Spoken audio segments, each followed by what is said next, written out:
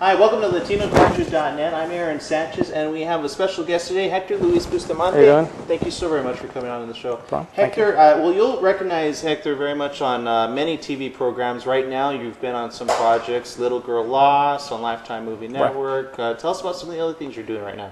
Well, if you're tuning in on FX, The Shield, I'm on season 7, which is unfortunately the last season for the show. Right. And that started on September 2nd.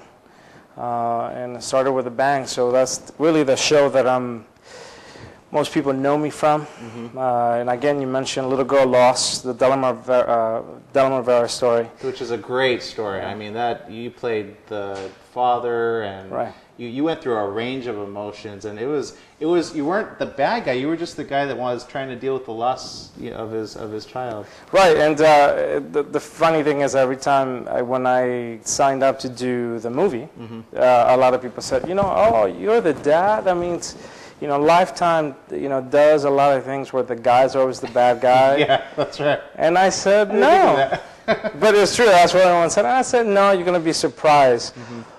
This is a nice story where, you see a Latino family, you see them, how real it is. I think any family that watches the show can relate to, especially the Latino. And I think any ethnic family can relate because it's very, It did capture, it captured the reality of the way the family is and right. everything. And the story itself is just a really good one. But you're also recently, you've got some other projects. You're on a new project as well coming out. What tell us about that? That's Life. It's starring Damian Lewis from Band of Brothers, who's known for that, and Shara Shahi, who's known for being on the L Word. Okay. And it's their second year, and you have to watch the show if you haven't seen it. It's live on NBC, and it's starting on a new night, Friday nights at 10 p.m., and it's just an amazing show. And you can watch some of the episodes online on NBC.com/forwardlife. It's amazing how everything is really transferring to online. Yeah, that's the new medium, and I think that's the reason why, a lot of actors, the impending strike, and we just want to protect our work and make sure that we get compensated for. Obviously, it's a new medium that no one knew it was gonna. Again, we're online right now, right? And I think that's the new way it's gonna go. Things are. The more people get to know this medium, and it's easy, accessible for everyone, it'll be the medium that everyone's going to use. Well, I know for me, I missed Heroes 2 Mondays ago, but right. I know they have it online. Right. Speaking of which, you were on Heroes, right? Season 2, I was on. Yeah, tell us about your role on that. I was Mexican, head of the Mexican police, and I went head-to-head with the two Latino, Shalim Ortiz and Dania Ramirez. Sorry. No, we're going to have to get that clip and show it. But now everybody knows you as an actor, but I want to take us back to before that, which is an exciting story because you started off pursuing. Tell us what you were starting off pursuing. All right, it's kind of crazy. Yeah. I went to school for graphic design. To Parsons School of Design in New York City. I put myself through school, and while I was putting myself through school, I started to work in private security, retail security, and eventually moved up the ranks to a corporate investigator. Is that like a prevention loss?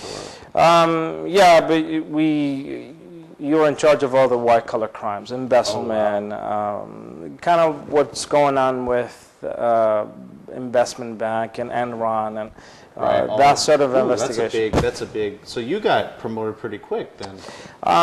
Yeah, I finished school and I decided, hey, I can do art anytime. Honestly, that's what I grew up doing, and I decided to do this other thing. And when I wanted to be James Bond.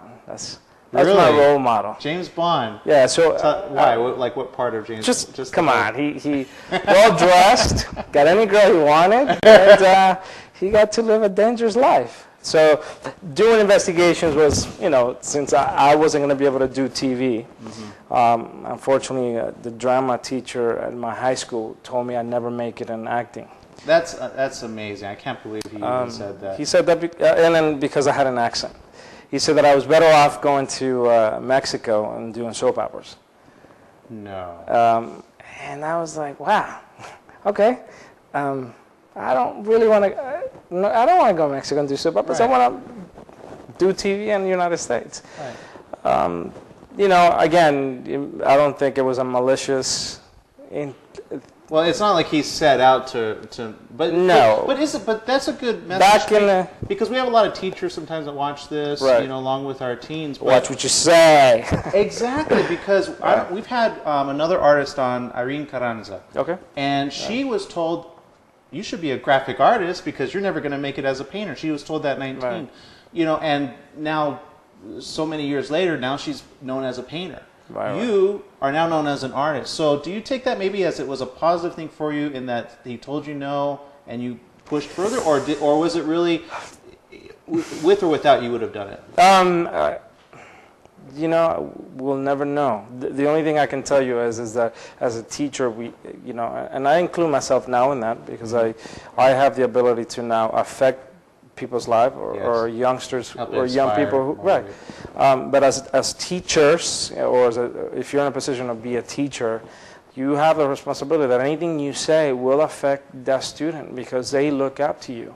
And you just never know what's going to happen 10 years from now. You don't know who that kid is destined to be. It's true. The only thing you can do is nurture and help them know what they can and cannot do, and give them options. This is what you could if you decide to go this way. This is some other things that you can do.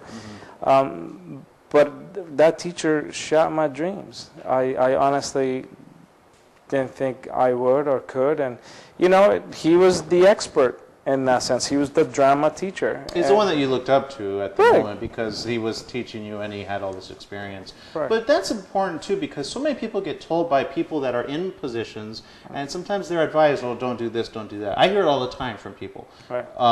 But what would you encourage our teens or those that are being advised in that way in a negative light? What would you tell those individuals? If you're passionate about something, just the thing is, I think what our teachers are trying to tell us is use this, not so much all of this. We need what's in here. We need that drive and passion that's our heart. The thing is, our heart doesn't have the eyes and the ears that the brain has. So you need to be able to use both. And whatever decision you make, it has to make sense. Regardless, you have to go to school. You can't be an actor, you can't be anything unless you go to school. And I think as when you're young, first thing you say is, I don't need school, I'm talented. That's true. I hear that a lot, right? That I could relate that when in my art. I wanted to be a painter, but then I realized that I was not going to make any money as a painter. Okay. So I went on to a field. I still did art, but I feel that I could get paid for it, which was the graphic design. Okay. So I understood back then that it all comes down to business.